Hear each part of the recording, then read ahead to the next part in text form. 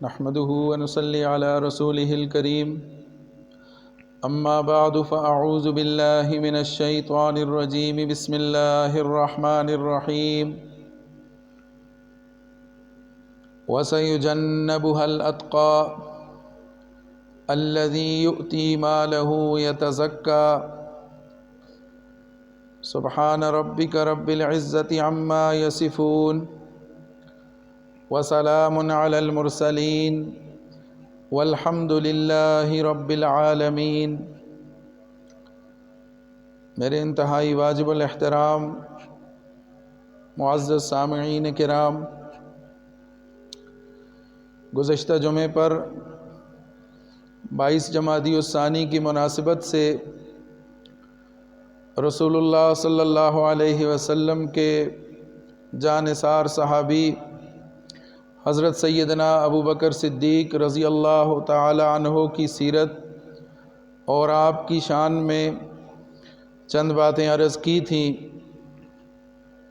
حضرت ابو بکر صدیق رضی اللہ تعالی عنہ حضور اکرم صلی اللہ علیہ وسلم کے وہ صحابی ہیں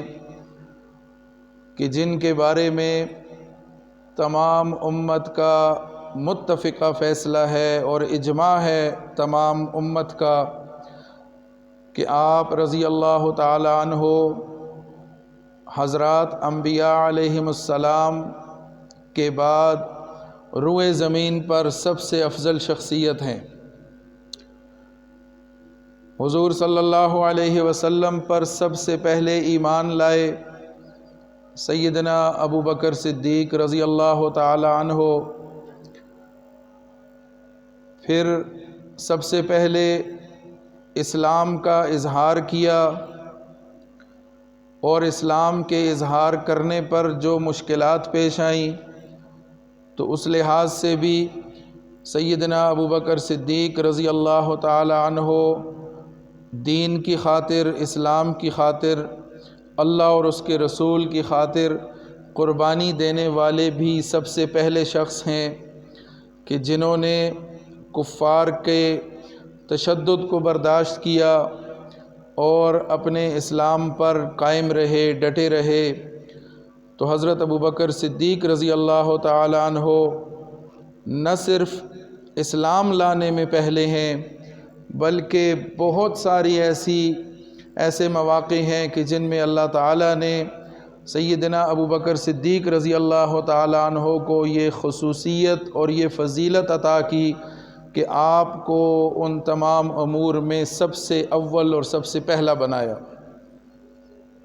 سب سے اول اسلام قبول کیا،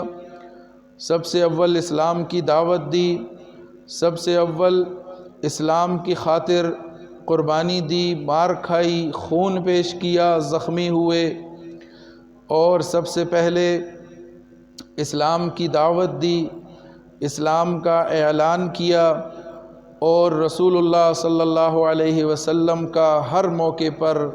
آگے بڑھ کر بے مثال قسم کا ساتھ دیا۔ اور اسی وجہ سے حضرت ابو بکر صدیق رضی اللہ تعالی عنہ کو سب سے افضل قرار دیا گیا، اس لیے کہ رسول اللہ صلی اللہ علیہ وسلم جس مقصد کو دنیا میں لے کر آئے، آپ کے رسالت کے منصب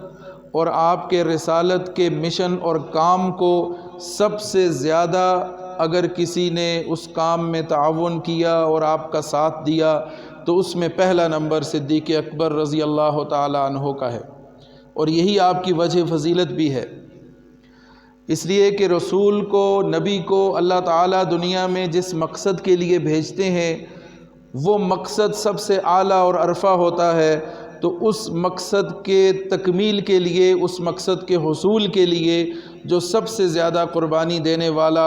اور سب سے زیادہ تعاون اور ساتھ دینے والا وہ سب سے افضل قرار پاتا ہے۔ تو حضرت ابو بکر صدیق رضی اللہ تعالیٰ عنہ کی قسمت میں یہ سعادت اللہ نے لکھی کہ آپ کو رسول اللہ صلی اللہ علیہ وسلم کا سب سے قریبی اور خاص ساتھی فرمایا۔ ہر موقع پر صدیق اکبر رضی اللہ تعالیٰ عنہ نے بے مثال قربانی دی اور اپنا سب کچھ اسلام کے لیے، اللہ کے نام کے لیے، دین کی سربلندی کے لیے اور حضور صلی اللہ علیہ وسلم کی خوشنودی کے لیے اپنا سب کچھ قربان کر دیا، لٹا دیا۔ ہجرت کے موقع پر رسول اللہ صلی اللہ علیہ وسلم کا ساتھ دیا۔ جب ہر طرف سے آپ صلی اللہ علیہ وسلم کے لیے لوگوں نے مشکلات کھڑی کر دیں، یہاں تک کہ انہوں نے آپ صلی اللہ علیہ وسلم کے قتل کا فیصلہ کر لیا، منصوبہ بنا لیا، سازش کر لی، اور اس قتل کی سازش کو عملی جامہ پہنانے کے لیے پکا ارادہ کر لیا، پروگرام بنا لیا۔ تو اس موقع پر اللہ تعالیٰ نے رسول اللہ صلی اللہ علیہ وسلم کو اطلاع دے دی اور آپ صلی اللہ علیہ وسلم کو ہجرت کی اجازت مل گئی۔ رسول اللہ صلی اللہ علیہ وسلم حضرت ابوبکر صدیق رضی اللہ تعالیٰ عنہ کو ساتھ لے کر ہجرت پر روانہ ہوتے ہیں۔ تو اس موقع پر بھی صدیق اکبر رضی اللہ تعالیٰ عنہ نے جانثاری کی، بے مثال تاریخ رقم کی۔ گھر میں جتنا جمع پونجی تھی وہ ساری کی ساری ساتھ رکھ لی، اور سفر کے تمام انتظامات بھی سیدنا صدیق اکبر رضی اللہ تعالیٰ عنہ نے اپنے ذمے لیے، اور تمام سفر کی ترتیب بنا لی۔ اور پھر جب سفر شروع ہوا، رات کے وقت جب سفر پر نکلے تو رسول اللہ صلی اللہ علیہ وسلم کے ساتھ چل رہے ہیں، اور بے چینی کے ساتھ اور مستعدی کے ساتھ کبھی آپ صلی اللہ علیہ وسلم سے آگے بڑھ جاتے ہیں،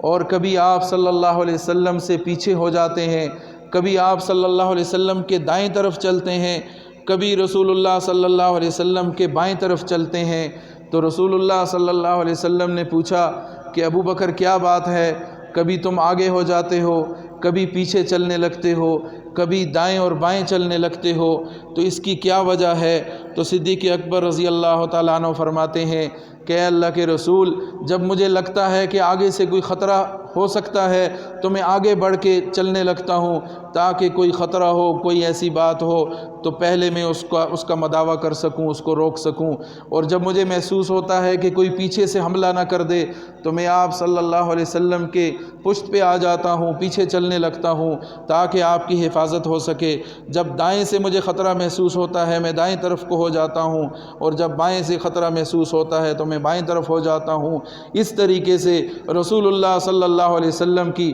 چاروں طرف سے حفاظت کی ذمہ داری لیتے ہوئے پھر آپ صلی اللہ علیہ وسلم کے قدم مبارک جب زخمی ہو گئے، پاؤں سے خون بہنے لگا، تو آپ صلی اللہ اپنے زخموں کی پرواہ کیے بغیر، رسول خود بھی زخمی ہیں، خود بھی تکلیف میں ہیں، لیکن رسول اللہ صلی اللہ علیہ وسلم کو اپنے کندھے پیش کیے، اور آپ صلی اللہ علیہ وسلم کو اپنے کندھوں پہ سوار کر کے سور کے پہاڑ پر، جبل سور پر سفر جاری کیا، اور غار سور پر جا کر دم لیا۔ جب غار کے اندر موجود ہیں، اپنے کپڑے اپنے جسم سے اپنے کرتے کو استعمال کر کے اس کے کپڑے لے کر اور غار کے اندر سے صفائی کا انتظام کیا، سوراخوں کو بند کیا، اور پھر رسول اللہ صلی اللہ علیہ وسلم کو اندر بلایا۔ آپ صلی اللہ علیہ وسلم تشریف فرما ہے، آرام کر رہے ہیں، ادھر کفار آپ کی غیر موجودگی سے سخت تل ملائے پریشان ہوئے۔ جب گھر پہ آئے، دیکھا رسول اللہ صلی اللہ علیہ وسلم موجود نہیں ہیں، فوراً سمجھ گئے کہ آپ صلی اللہ علیہ وسلم نکل گئے ہیں، تو وہ فوراً پہنچے صدیق اکبر رضی اللہ تعالیٰ عنہ کے گھر پہ۔ آپ کا پتہ کیا، معلوم ہوا کہ صدیق اکبر رضی اللہ تعالیٰ عنہ بھی گھر میں نہیں ہیں، تو اس پر انہوں نے پھر ہر طرف تلاش شروع کر دی اور اعلان کر دیا کہ جو ان میں سے کسی کو پکڑ کے لائے گا، کسی کو قتل کرے گا، تو اس کو ایک بندے کے بدلے میں 100 اونٹ انعام دیا جائے گا۔ محمد رسول اللہ صلی اللہ علیہ وسلم کو یا ابو بکر صدیق رضی اللہ تعالیٰ عنہ کو یا دونوں کو، ان کو جو پکڑ کے لائے گا، گرفتار کر کے لائے گا، تو ہر قیدی کے بدلے ان کو 100 اونٹ دیے جائیں گے، یا ان کو جو قتل کرے گا تو اس کے بدلے ان کو 100 اونٹ دیے جائیں گے۔ اور پھر تلاش میں نکلے، ہر طرف انہوں نے تلاش کرنا شروع کیا، اور یہاں تک ہوا کہ غار ثور کے بالکل دہانے تک پہنچ گئے، اور وہاں پہنچ کر جب وہ موجود تھے تو ابو بکر صدیق رضی اللہ تعالیٰ عنہ اور رسول اللہ صلی اللہ علیہ وسلم غار کے اندر ہیں اور ان کی گفتگو سن رہے ہیں، اتنا قریب پہنچ گئے، وہ باہر نظر آ رہے ہیں، اگر تھوڑا وہ جھک کے دیکھ لیتے تو سامنے رسول اللہ صلی اللہ علیہ وسلم اور صدیق اکبر رضی اللہ تعالیٰ عنہ ان کو نظر آ جاتے۔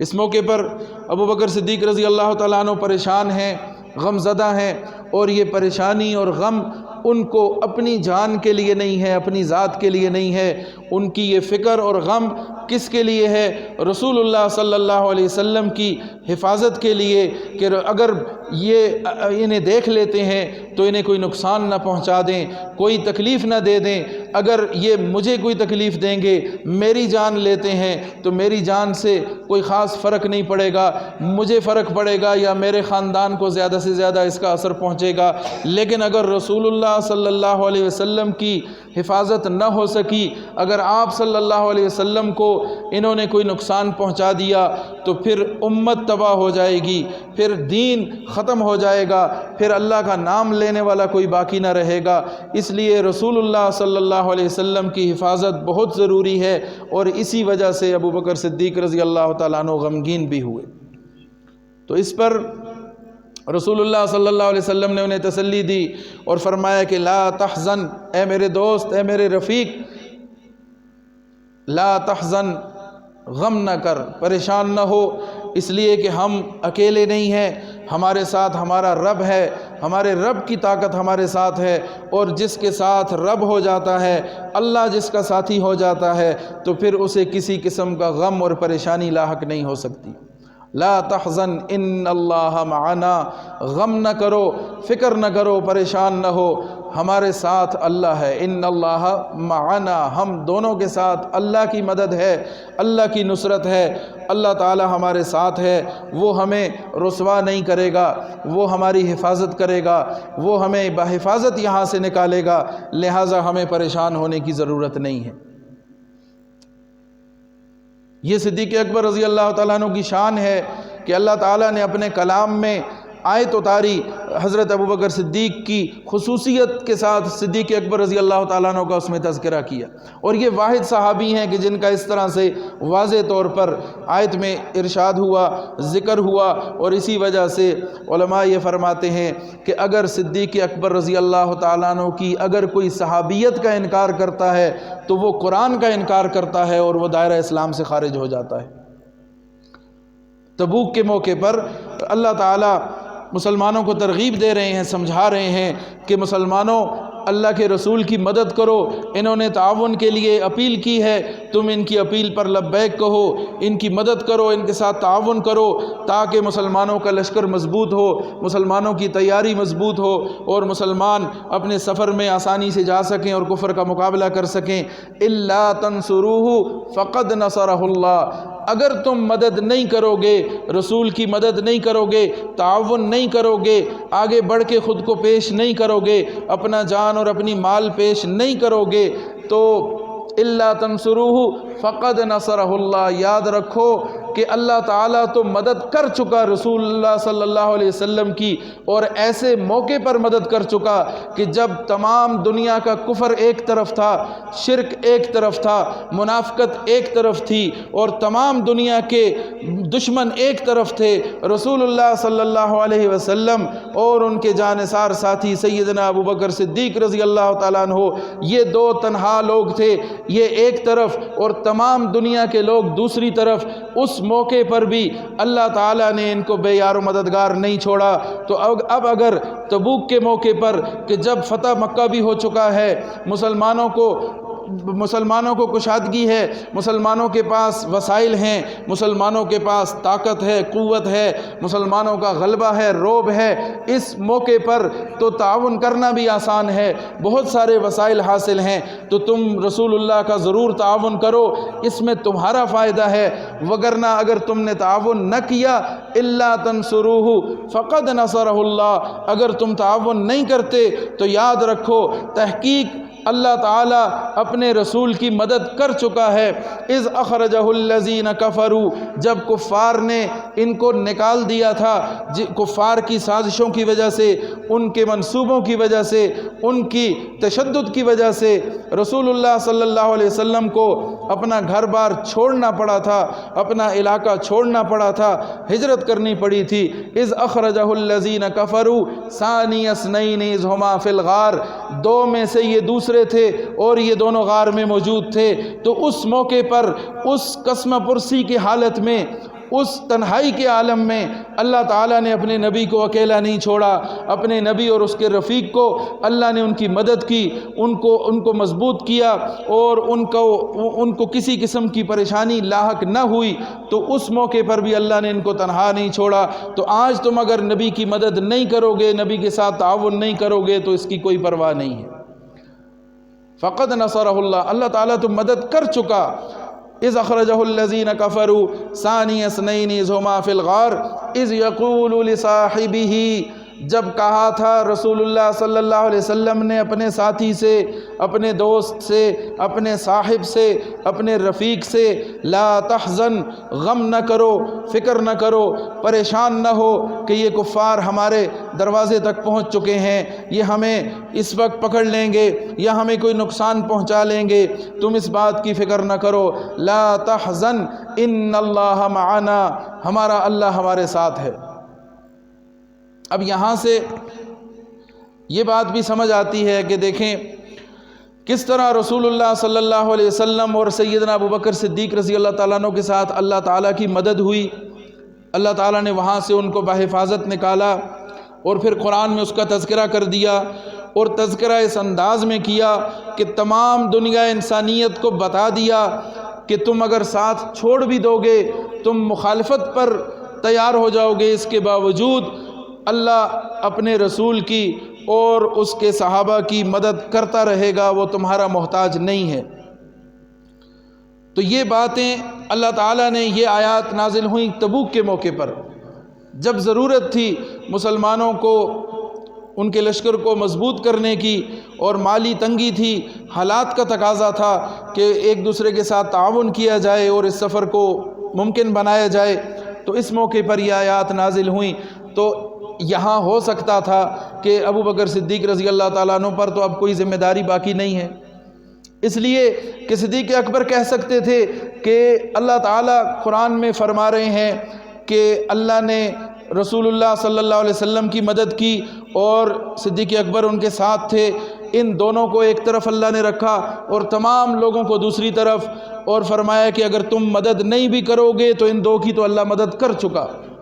تمہاری مدد کرنے نہ کرنے سے فرق نہیں پڑے گا۔ تو یہ تو وہ خوش نصیب ہیں کہ جن کی اللہ نے بے پناہ مدد کی، امداد کی، تعاون کیا، جن کو اللہ نے مضبوط کیا اور جن کو اللہ تعالیٰ نے کفار سے نجات دی۔ تو اب یہ کوئی نیک اعمال نہ بھی کرتے تو اللہ تعالیٰ کی طرف سے ان کے لیے تو اللہ تعالیٰ نے بخشش کا اعلان کر دیا۔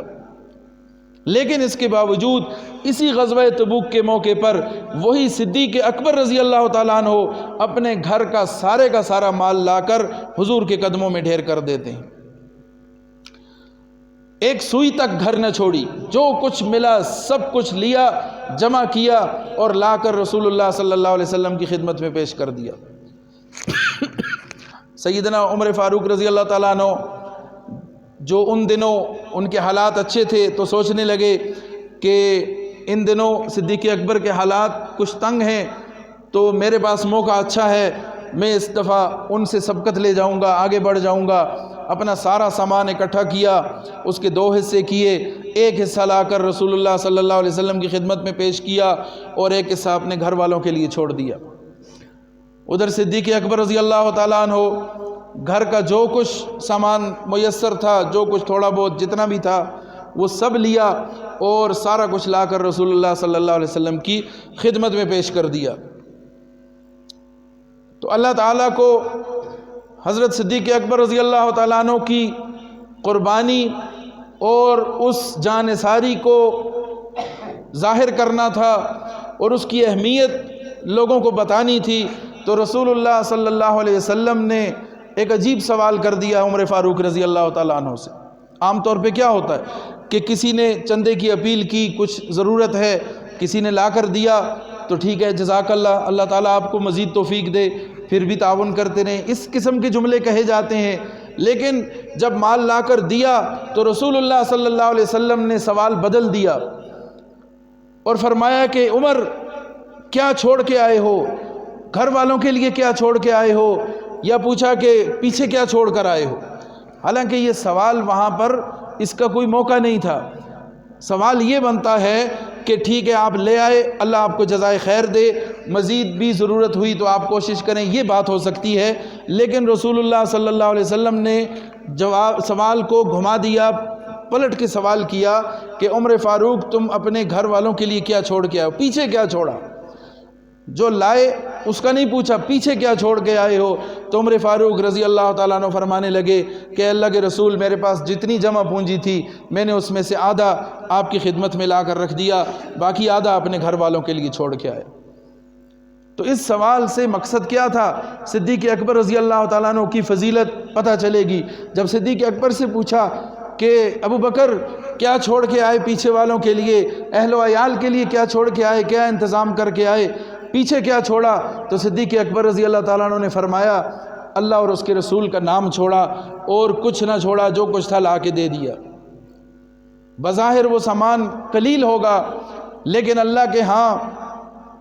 معیار دیکھا جاتا ہے، مقدار کو نہیں دیکھا جاتا۔ تو اللہ تعالیٰ اخلاص کو دیکھنے والے ہیں، اللہ تعالیٰ قربانی کو دیکھنے والے ہیں کہ کون کتنی قربانی دیتا ہے اور کس نیت کے ساتھ دیتا ہے۔ تو صدیق اکبر رضی اللہ تعالیٰ عنہ ہر موقع پر آگے ہیں، ہر موقع پر سب سے بڑھ کر آگے نکل کر ہر قسم کی قربانی دینے کے لیے خود کو پیش کر رہے ہیں۔ ہجرت ختم ہوئی، غزوات شروع ہوئے، غزوات میں ہر غزوے میں شریک ہوئے، ہر موقع پر رسول اللہ صلی اللہ علیہ وسلم کا ساتھ دیا۔ بدر میں آپ صلی اللہ علیہ وسلم کی حفاظت پر مامور ہیں۔ احد کے میدان میں جب حالات پلٹ گئے، مسلمانوں کو شکست ہونے لگی، رسول اللہ صلی اللہ علیہ وسلم زخمی ہیں، صحابہ کرام زخمی ہیں، کئی لوگ شہید ہو چکے ہیں، ایسے موقع پر رسول اللہ صلی اللہ علیہ وسلم کے گرد چند جانثار ہیں جن میں سب سے آگے بڑھ کر سیدنا صدیق اکبر رضی اللہ تعالیٰ عنہ ہیں، جو رسول اللہ صلی اللہ علیہ وسلم کی حفاظت کر رہے ہیں، دل و جان سے کر رہے ہیں، غزوہ خندق میں آگے آگے ہیں، پیش پیش ہیں۔ اسی طرح ہر غزوے میں آپ صلی اللہ علیہ وسلم کا ساتھ دے رہے ہیں۔ صلح حدیبیہ کے موقع پر، جس موقع پر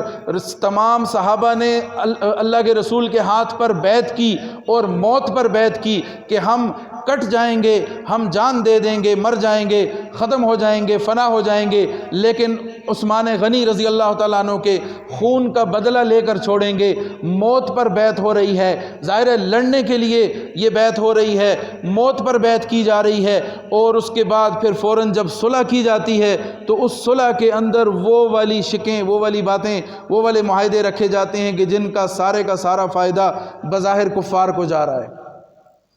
صلح ہوتی ہے لیکن اس صلح میں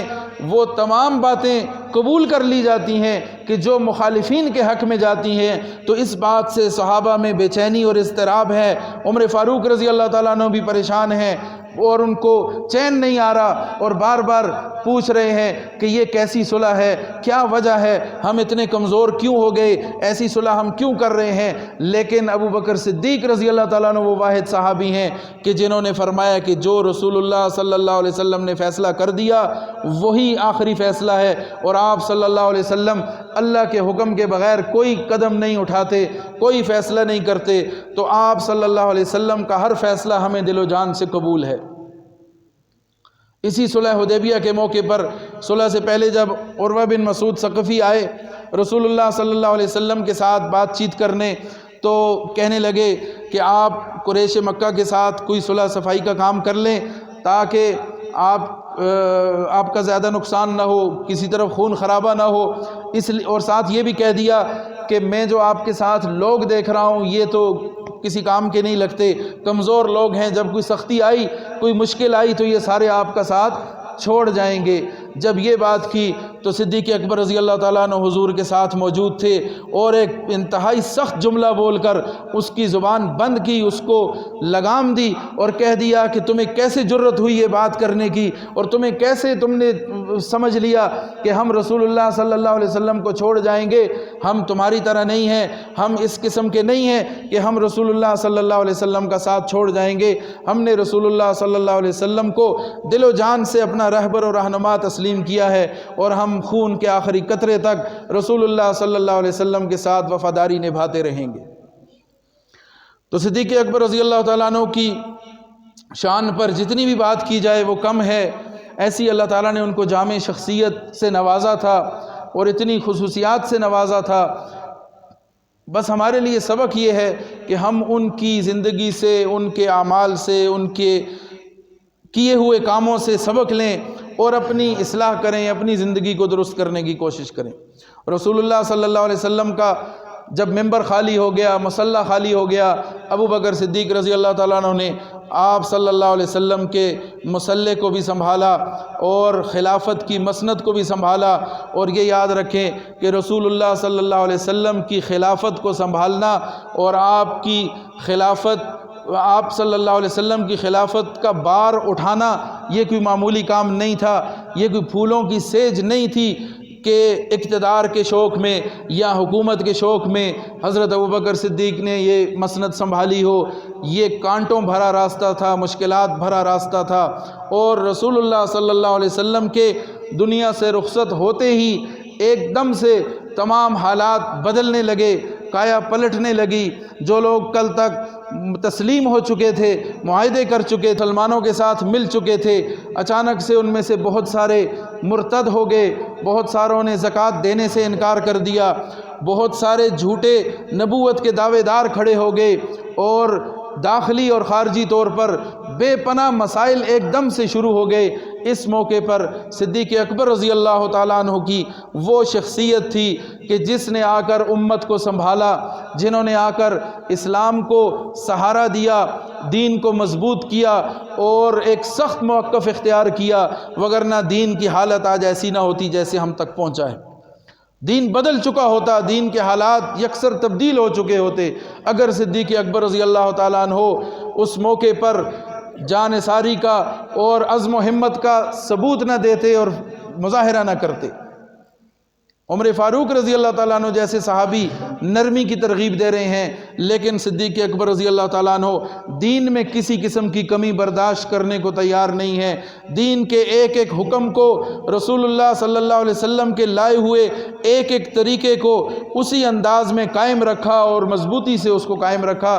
اسی وجہ سے رسول اللہ صلی اللہ علیہ وسلم نے صدیق اکبر ہی کو اپنا نائب منتخب کیا۔ مختلف اشاروں سے آپ صلی اللہ علیہ وسلم نے صدیق اکبر رضی اللہ تعالیٰ عنہ کو اپنا نائب مقرر کیا۔ وفات سے قبل رسول اللہ صلی اللہ علیہ وسلم نے جب نماز کے لیے نہ جا سکے تو فرمایا کہ صدیق اکبر سے کہو کہ نماز پڑھائے، امامت کرے، اور تاکید سے فرمایا۔ پھر رسول اللہ صلی اللہ علیہ وسلم کی زندگی ہی میں 17 کے قریب یا 21 نمازیں صدیق اکبر رضی اللہ تعالیٰ عنہ نے امامت کروائی۔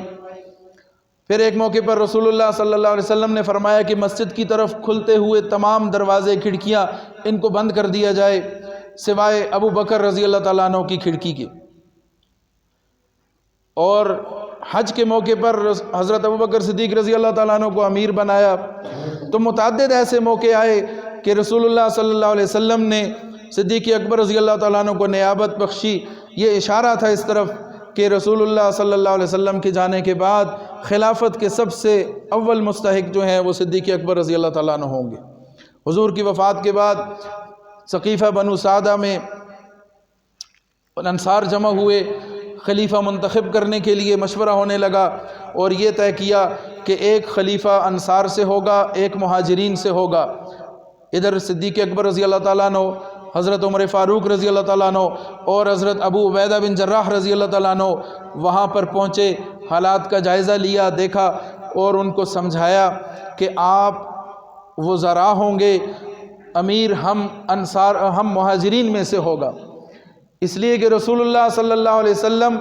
خود مہاجر ہیں اور آپ صلی اللہ علیہ وسلم ہی کی قوم سے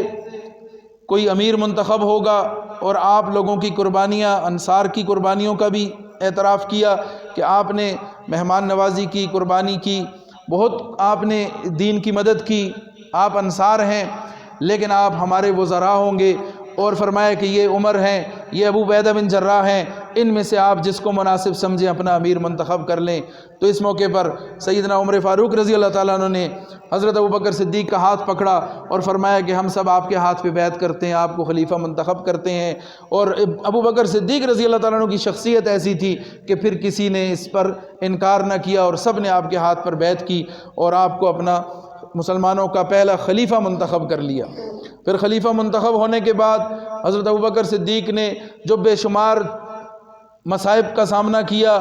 وہ انہی کا خاصہ تھا، انہی کی ہمت اور ان کا حوصلہ تھا، انہی کی فہم و فراست تھی کہ جس کی بنا پر انہوں نے ان سب مصائب کا، ان سب چیزوں کا سامنا کیا،